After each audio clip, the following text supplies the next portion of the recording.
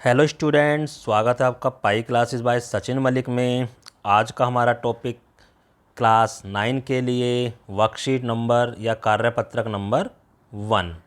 आप सभी का नई क्लास में स्वागत है। नया सेशन आज से हमारा स्टार्ट हो रहा है और सबसे पहला जो टॉपिक हमें पढ़ना है मैथ में वो है हमारा चैप्टर 1 का परिमेय संख्या, जिसको इंग्लिश में हम रेशनल नंबर भी बोलते हैं।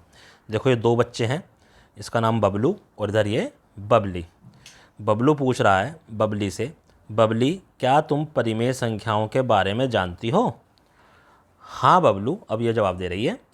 यह वही संख्याएं हैं ना जिसको p बटे क्यू के रूप में लिखा जा सकता है, जहाँ p तथा q कोई पूर्णांक हैं और q जो है 0 नहीं होना चाहिए।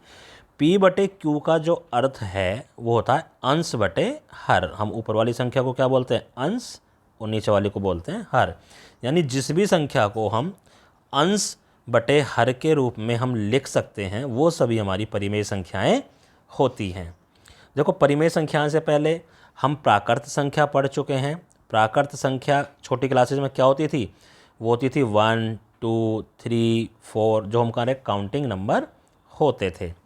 उसके बाद हमने पूर्ण संख्या पढ़ा था। पूर्ण संख्या क्या? इसमें 0 लगा दो, 0 1 2 3 4 एंड सो ऑन। ये हमारी पूर्ण संख्या थी। इसके बाद हमने, देखो ये जो पूर्णांक इन्होंने लिख रखा है, इसके बाद हमने पूर्णांक पढ़े थे।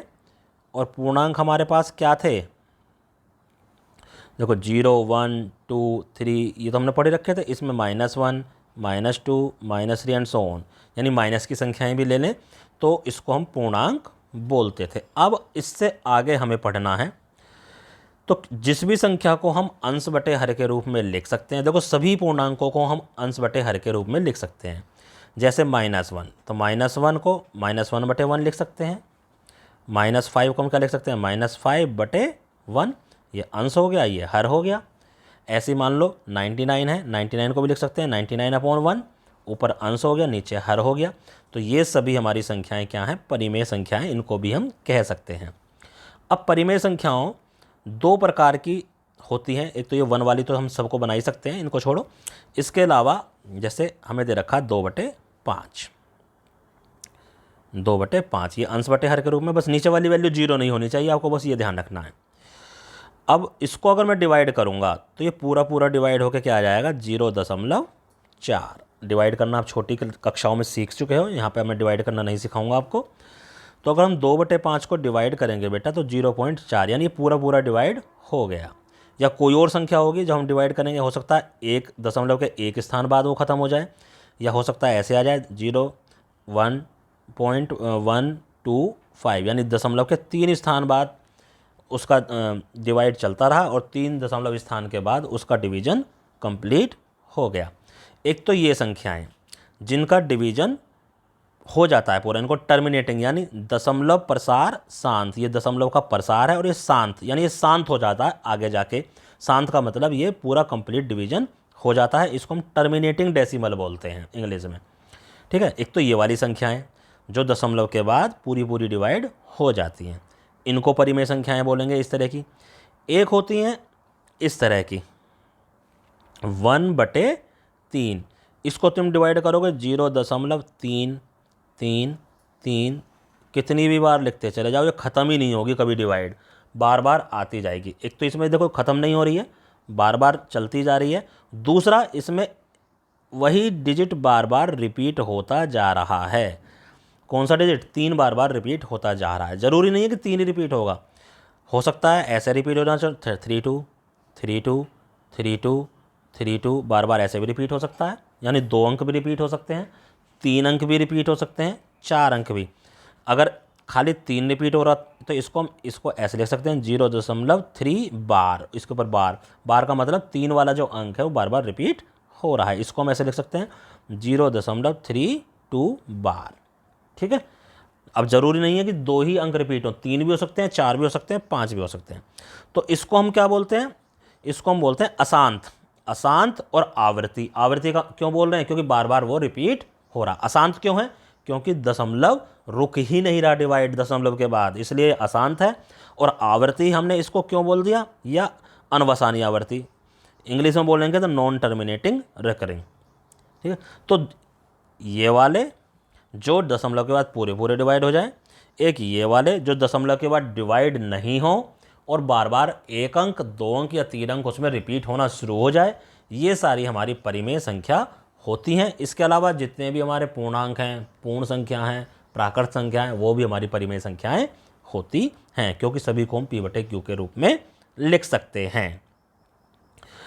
ठीक है, अब देखो कहता है इन संख्याओं को q से दर्शाया जाता है और दो परिमेय संख्याओं के बीच अपरिमित मतलब इनफाइनाइट बहुत सारी परिमेय संख्याएं होती हैं। जैसे 2 भी एक परिमेय संख्या है, 2/1, 3 भी एक परिमेय संख्या है, 3/1। इनके बीच में बहुत सारी अनगिनत परिमेय संख्याएं होती हैं। अभी जब जैसे जैसे आपका ये चैप्टर आगे बढ़ेगा हम सीखेंगे दो संख्याओं के बीच में परिमेय संख्याएं हम कैसे निकालते हैं, कितनी भी निकाल सकते हैं, आगे सीखेंगे अभी हम। आइए करते हैं वर्कशीट को आगे। क्या कह रहा है, अब आप प्रयास कीजिए स्वयं जो अभी तक हमने करा है। एक तो ये 10/3 दे दिया, 10/3 को क्या करेंगे, 10 को हम डिवाइड करेंगे 3 से, तो देखो 3 तिया 9, बचा 1, ऊपर से दशमलव के बाद का उतार लो तो 10 आ गया, फिर दोबारा यहाँ भी दशमलव लगा लेंगे, फिर 3, फिर 9, फिर ऐसे ही 10 आ गया, फिर 3, फिर 9, फिर ऐसे ही 10, तो बार बार 3 3, तो इसका आंसर क्या आया 3.333, बार बार ये ऐसे ही आता चला जाएगा, तो 3.3 बार। तो कैसा है ये, अशांत आवृत्ति। तो ये कैसी परिमेय संख्या है, अशांत आवृत्ति। कह रहा है ना डेसिमल एक्सप्रेशन ज्ञात कीजिए, तो इसका डेसिमल एक्सप्रेशन कैसा है, क्या लिखोगे, अशांत आवृत्ति, ये इस टाइप का है। ठीक है, दूसरा जो हमने अभी करा था ये डेसिमल के बाद ख़त्म ही नहीं हो रहा डिवीजन हमारा। ना दूसरा है हमारा 7/4, तो 7 को 4 से हम डिवाइड करेंगे, 4 एकम 4, यहाँ से आ गया 3, अब नहीं जाएगा तो दशमलव के बाद की संख्या उतार लो, यहाँ भी दशमलव लग गया, 4 सत्ते 28, 28 के बाद नीचे 2 आ गया और 4 पंजे 20, तो क्या आया आंसर 1.75। देखो कंप्लीट हो गया ना डिवीजन। तो ये कैसा हो गया, शांत दशमलव प्रसार है इसका, ये कैसा है, शांत। ठीक है, ये शांत दशमलव प्रसार था। तो इस तरह से हमारे ये दोनों क्वेश्चन कंप्लीट हो गए जो हमने अपने आप प्रयास करें, ये दोनों भी आपको अपनी कॉपी में कर रहे हैं।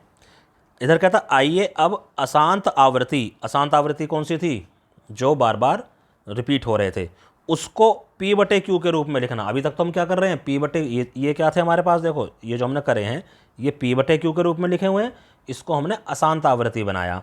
अब अशांत आवृत्ति दे रखी होगी, उसे p/q के रूप में बनाना है।